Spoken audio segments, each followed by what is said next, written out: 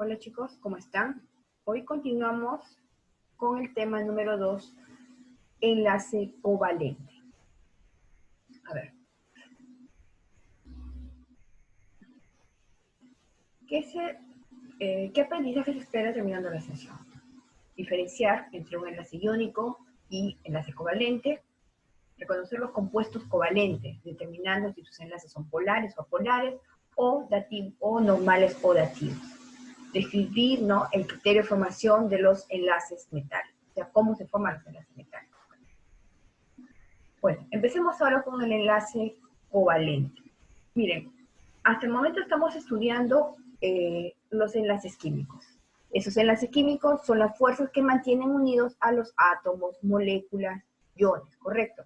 Pero los enlaces iónicos que hemos estudiado la clase pasada, el enlace covalente, estamos hablando de enlaces interatómicos, es decir, aquellos enlaces que van a mantener unidos a los átomos, ¿correcto? Estamos hablando del nivel de átomos. Entonces, el enlace covalente se establece, dice, como resultado de la compartición de electrones. Es decir, se va a formar un enlace covalente siempre y cuando haya una compartición de electrones. Puede ser, de ahí vamos a darnos cuenta que pueden ser un enlace activo o otro tipo de enlace. Se origina, dice, un sistema cuyo estado energético es inferior al de los átomos aislados. Habíamos hablado que los enlaces, la formación de enlaces tiene por finalidad reducir el nivel energético de estos átomos, que al unirse, ¿no? ¿Qué pasa? Estos átomos aislados tienen mucha más energía. Cuando se juntan, reducen ese nivel energético para lograr estabilidad. Este tipo de enlace se da entre los átomos de los elementos más electronegativos. A ver, de la tabla periódica, ¿quiénes son los más electronegativos? Son los elementos no metálicos.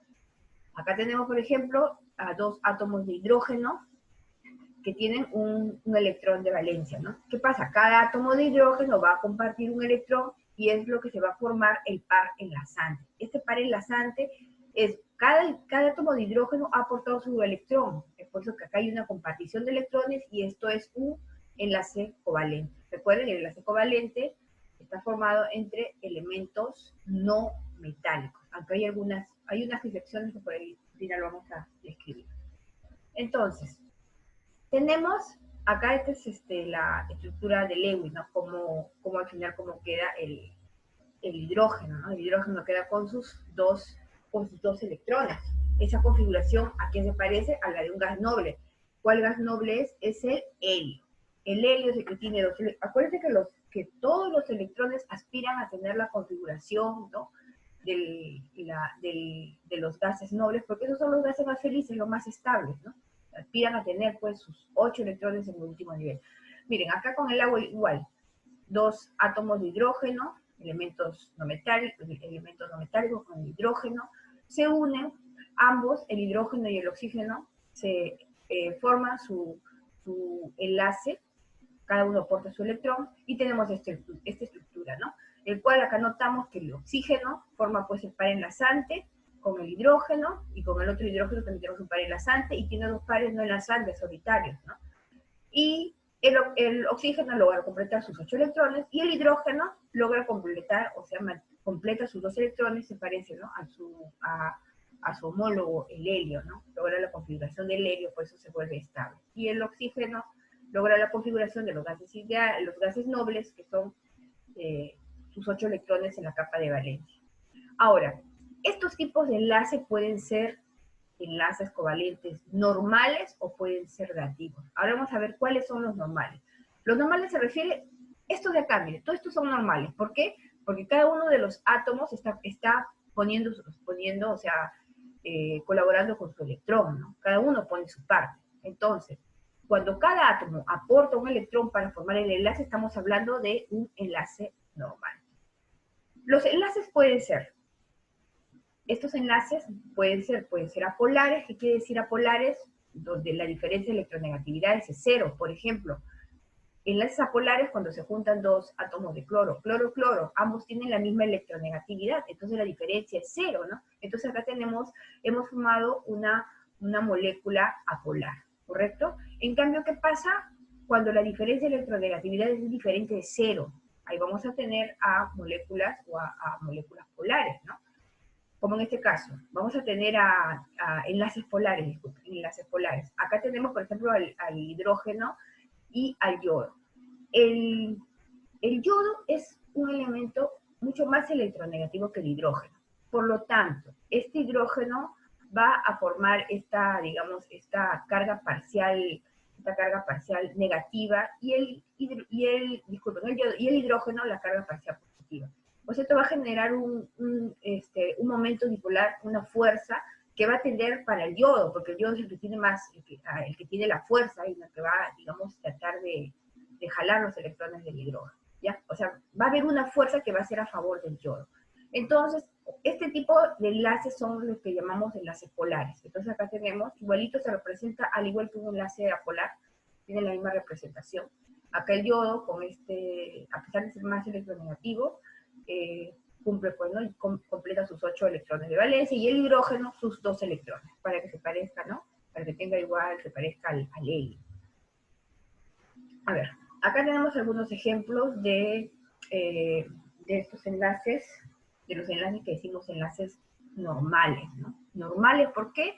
Porque cada uno aporta su electrón. Por ejemplo, acá tenemos el carbono con los 4 cloros, el tetracloruro de carbono. Si ustedes se dan cuenta, acá el carbón tiene 4 electrones de valencia. El carbón aporta su electrón y los cloros aportan también su electrón. Cada uno pone lo suyo. Entonces es un enlace normal, ¿no? Acá tenemos, ¿no? Estos de acá, los que participan en los enlaces se llaman pares enlazantes. Y los que no participan, estos de acá, se llaman pares o electrones no enlazantes o electrones solitarios.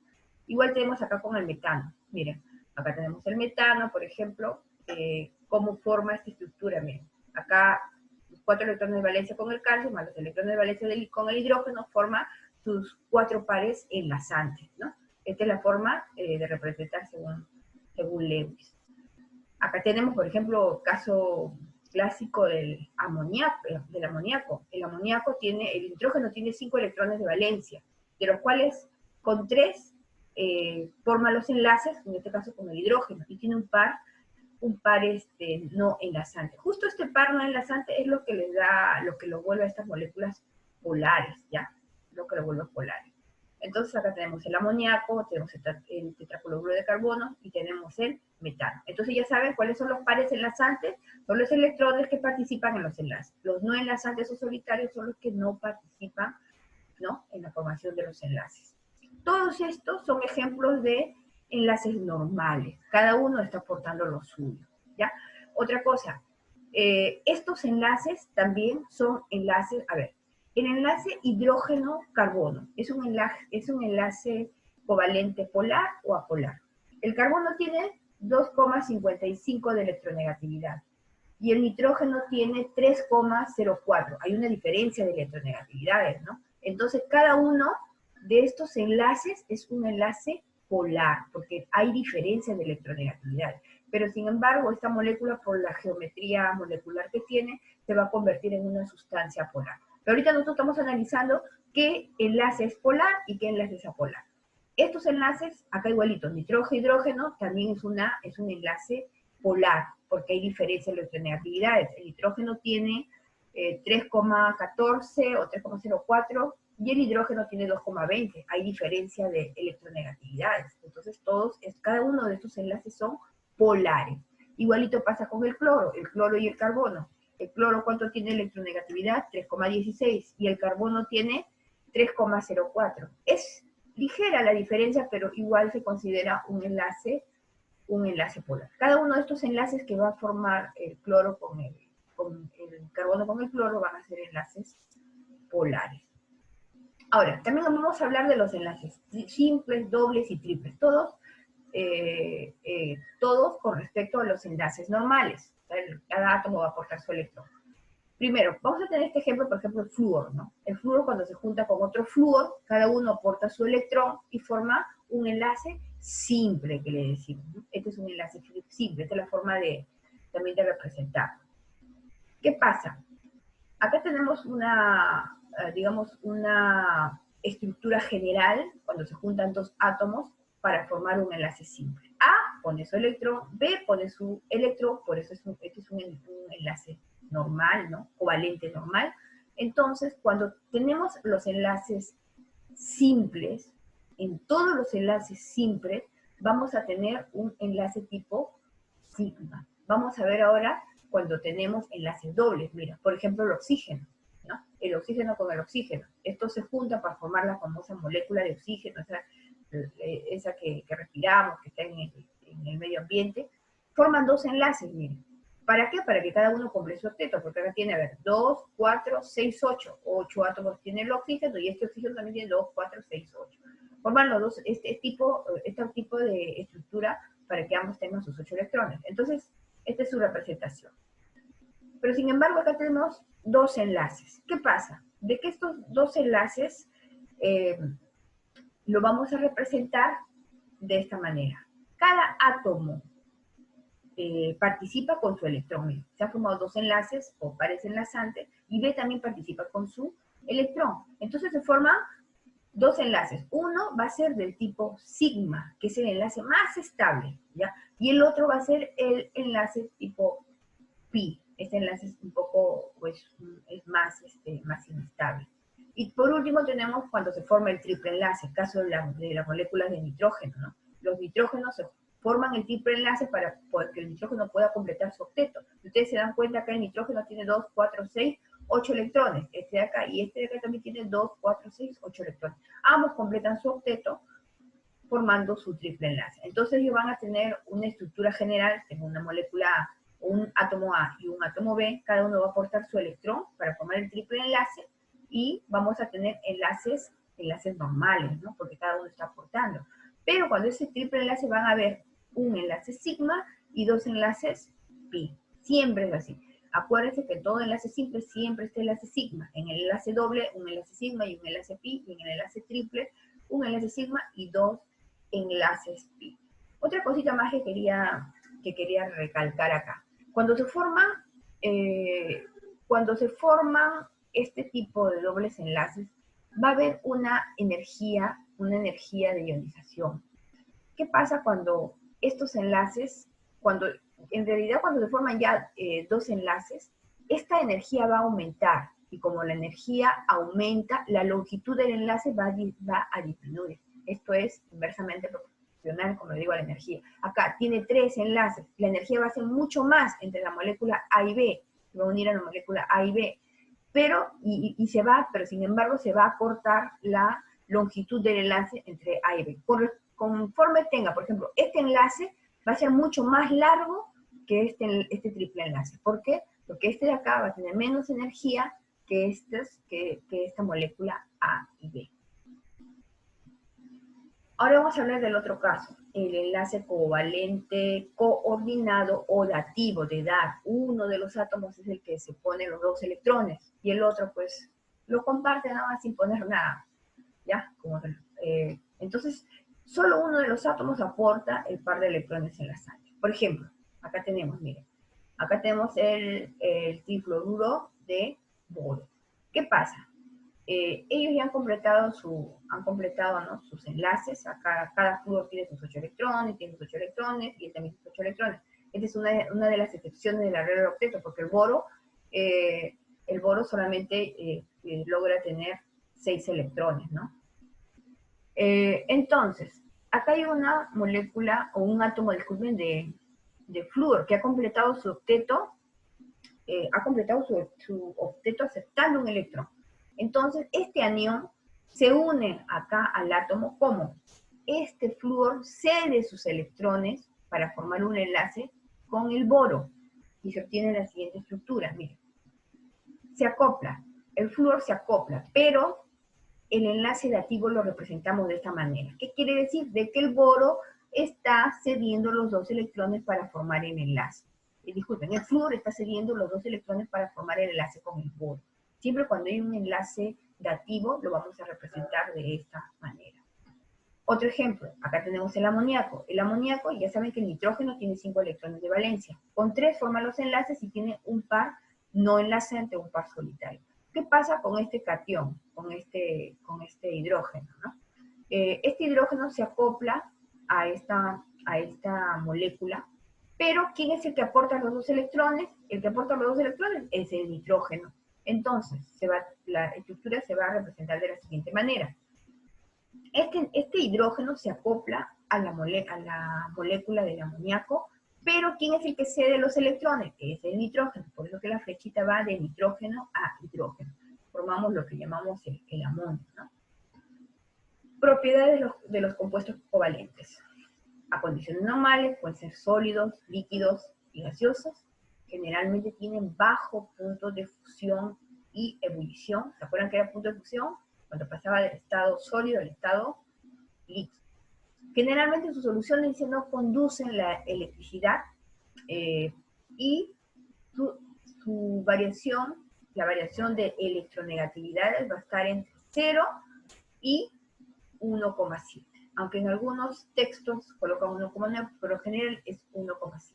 ¿Ya? Y vamos a tener en cuenta esto, chicos. Hemos dicho que un enlace covalente se forma generalmente cuando se juntan dos no metales, porque son los elementos más electronegativos. Pero acá tenemos algunas excepciones, ¿ya? Se considera también covalentes por ejemplo, este es un no metal con un metal, no metal con un metal. Sin embargo, todos estos tienen enlaces covalentes, ¿ya? El dicloruro de aluminio, el dicloruro de berilio, el óxido de berilio, dicloruro de berilio, dibromuro de berilio y dioduro de berilio. Estos, a pesar de que parezcan compuestos iónicos, no son compuestos iónicos, de acaso, se va a considerar covalentes.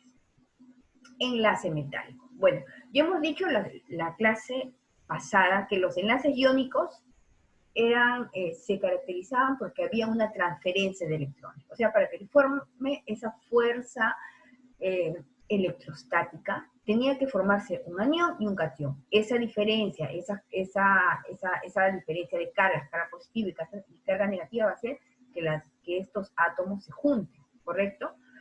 Pero para eso tiene que haber una transferencia de electrones. ¿Por qué? Porque el catión cede un electrón a la molécula que va a formar su anión, ¿no? O que se va a convertir en un anión. Y justamente, como les digo, esa diferencia de carga positiva y negativa es lo que va a formar nuestro enlace iónico. En el caso del enlace covalente, estamos hablando de una compartición. Siempre es por compartición. Hemos visto dos casos, ¿no?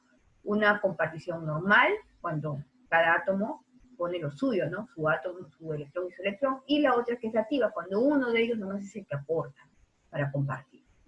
Ahora vamos a ver el caso del enlace metálico. Acá ocurre una cosa ya más curiosa.